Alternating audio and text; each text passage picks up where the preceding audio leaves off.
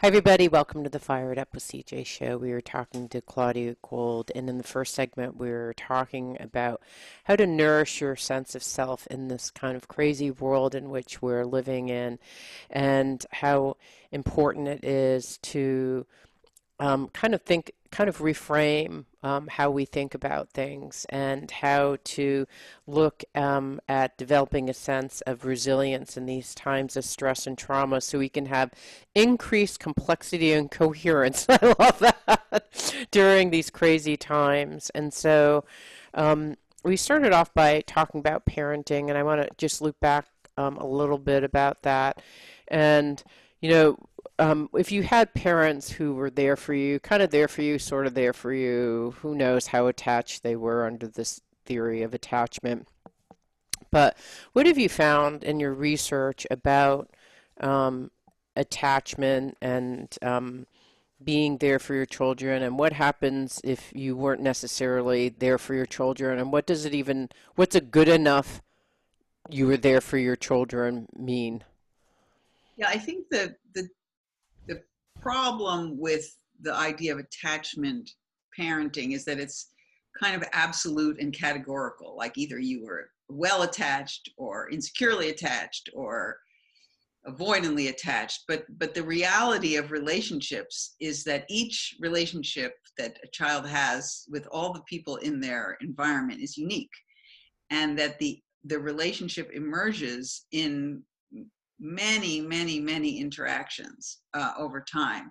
And the just sort of harkening back to what we said about the sense of self, it's not just are you attached or are you not attached, but does that process of relating with its inevitable messiness and mismatch, um, was it good enough? And what good enough means, and it really, that term refers to a pediatrician, Winnicott, who's had a very big influence on my thinking, is that a parent, as a child begins to become their own separate self, inevitably we won't exactly get what they need. I mean, right at the very beginning, when they're like, 2, 6, 8 weeks old, they're totally helpless.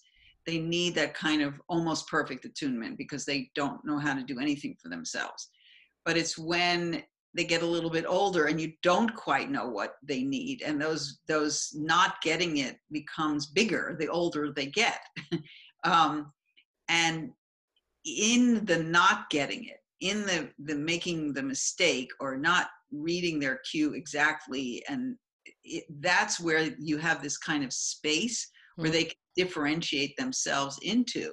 And in fact, if you're always perfectly there and attuned and never give them any space to experience distress, first of all, that inhibits their Hmm. development. But that also ties in with the topic of resilience, because the resilience emerges when, starting with like the 3-week-old whose mother goes to answer the doorbell in the middle of a feed, and the baby manages to hold themselves together until she returns, and then to the 2-year-old who's having a meltdown over what sippy cup they have, and the mother who's had a hard day and loses her patience but then regroups, to the teenager who has like one of these offline all-out meltdowns that you eventually reconnect with from. So all of those little mismatches to repair are necessary for separation, and they're also necessary for building resilience. Mm, So if you're saving yourself, of which my generation is completely the hallmark of, is saving your children, helicoptering, snowplowing, whatever the different terms, Yes, yes, you're not allowing your child to deal with the natural stresses of the world and makes them less resilient. yes, yes. Now, is there too much of that? Like, so there are these kids who, so our kids had to decide whether they wanted to go back onto campus, in which they would be in their rooms by themselves in the dorms and not being able to see anyone and taking classes online or staying at home.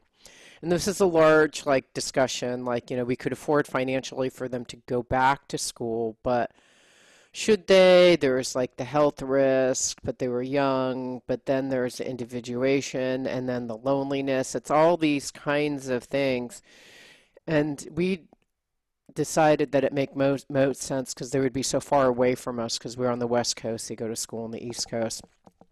And the health reasons, all those different reasons, the elections, we just said just stay home. I think that would be the best. And they agreed. But then I wonder, like, the vast majority of my elder son's kids, friends went back, and so he's not kind of living that experience of the stress of that.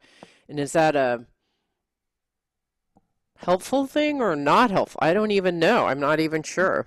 Anybody knows. And I think that there is incredibly complicated decisions. And so the decision you made was the right decision for your family at this time. And then its effects are things that you'll process over time. So, Mhm. but I do feel that uh, I have to say, one thing that influences my thinking in this is the idea that under extreme stress, kids tend to regress. So, my gut feeling is that putting teenagers alone in their rooms under extreme stress is potentially significantly problematic.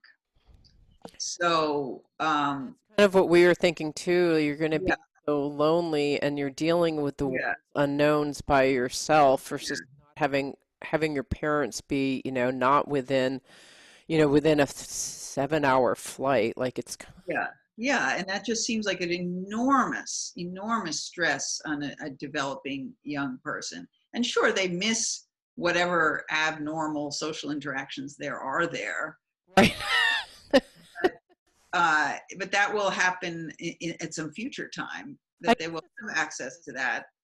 Is there too much stress like during these times of COVID? Is there like you were saying, like is there just an unhealthy amount of stress that so I think about people who, there were fires and then they were losing their jobs and they lost their house and then there's COVID. There's just like a multitude of stressors um, as adults or even as children. Is there such a thing as like too much stress and how does one become resilient in those kind of scenarios in which we're facing today? Yeah, well, I would call it stress that overwhelms us, where we can't function, where we can't regulate our emotions, where we can't connect, where we have, our we have physiologic reactions with, high blood pressure, and so we can get to a point where the stress is overwhelming. So what we learn from the ideas that are in the book, The Power of Discord, is that what do you do about that? And it kind of circles back to your meditation opening, which is that it involves being in the moment. Like you asked me about what was right for your kid. It felt overwhelming. So in this moment, this felt like what was the right thing for your family. So just being, okay, here we are now. This is what we're doing now. What we're going to do tomorrow or the next day, or what are the long-term implications of this? We don't know. And I think, when you're faced with these external stressors, which can really deplete our resources to be connected with each other. That's where the damage really happens, is that you feel alone and totally isolated. So even if there are these external stressors which you may or may not have any control over, finding ways to be in moment to moment relation with other people is really what's going to protect your mind and body from that assault of stress. I was right around COVID. I hosted or taught a seminar with a group of women. I'm a coach myself, and we were doing EFT tapping, which you're probably familiar with, as a way of de-stressing. And one of the people, there was a nurse at an ER group. Another was a mom with a kid who was just asking, like, what, so every single person was stressed out in their own particular way. Mhm. And one was a mom, and she said, I do, like, my daughter is asking me, when is this going to end, Mom? What's going to happen the next day? What's the world going to look like? And usually as a parent, you could say, well, honey, typically, in this case, her mom just said, and she's just like, I didn't know. And she just said, I don't know. And then she went off after putting her child down and was just like completely losing it because she could barely deal with it herself, let alone deal with her child, you know, overwhelmed. Yeah, She was feeling overwhelmed herself. And so there's just this kind of, we're in this unknown. And the EFT helped. I mean, she's like, all I can do is say, I don't know, because I can't even tell you how many times, because our kids are like, well, do you think we'll go back? When's the vaccine? I'm like, I don't know any more than you know. And we just have to, I think it's even teaching the kids to live moment to moment. yeah, right. That's kind of like maybe a life lesson that will come out of it because one of, in our book, we talk a lot about the value of uncertainty and as opposed to needing to always have the answer. But neither of us anticipated that it would be this much uncertainty. And we still, even today, even though there's a little bit less uncertainty, in some ways, the uncertainty is a little bit more front and center and agonizing. So we just are. I would say, depending on the age of the child. I mean, young children just want to know: Are you here? Are you going to keep me safe, like in this house? Like their questions may not be so far-reaching. But even for older kids, we're here.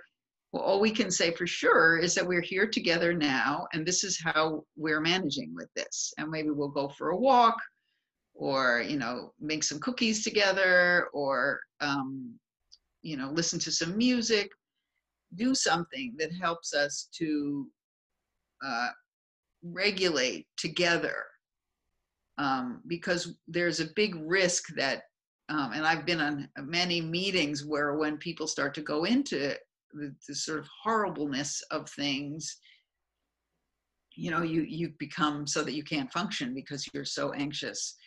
So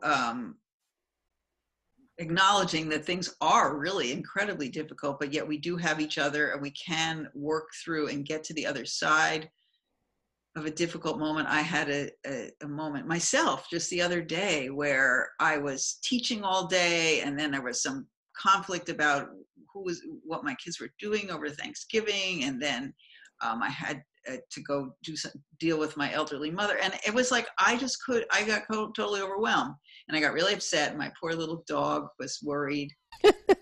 Um, but I got through that. I was very dysregulated, but I could see, okay, I need to go for a walk. I need to get a good night's sleep.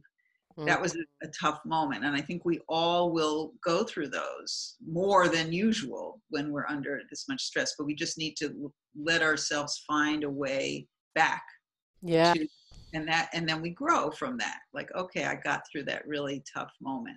Yeah, so it's almost, I mean, in that particular case, it's like self-care, self-love, and just forgiveness. Like Yes, forgiveness, exactly. it's like I can't do it all. Like that's just too much. Too much. I have too Yeah, much. the load. I don't have to do it all. I think that should be extended. Good enough person. I'm a good enough human Yeah. to forget about just being a mom. I'm just a good enough human and I'm okay right at this moment. All right, we've been talking to or we've been talking to Claudia Gold, who is the co-author of the book The Power of Discord: Why the Ups and Downs of Relationships Are the Secret to Building Intimacy, Resilience, and Trust. So let's talk about in the next segment discord, which is what we started alluding to in this segment, and what are some ways that we can manage a conflict and messiness of what's happening right now in the broader environment. So thank you so much.